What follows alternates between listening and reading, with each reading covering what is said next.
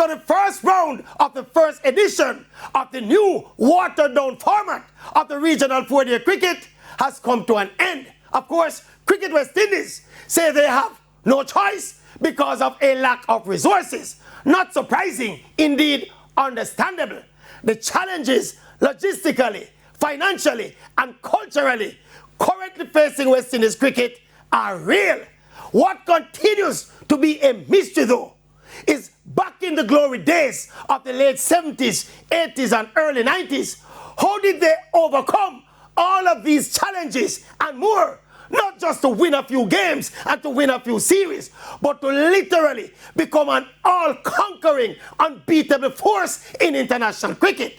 Now that we're seeing West Indies cricket literally falling apart in front of our eyes, how the heck did some little islands scattered across the Caribbean Sea create one of the greatest dynasties in the history of professional sport? Those were the days.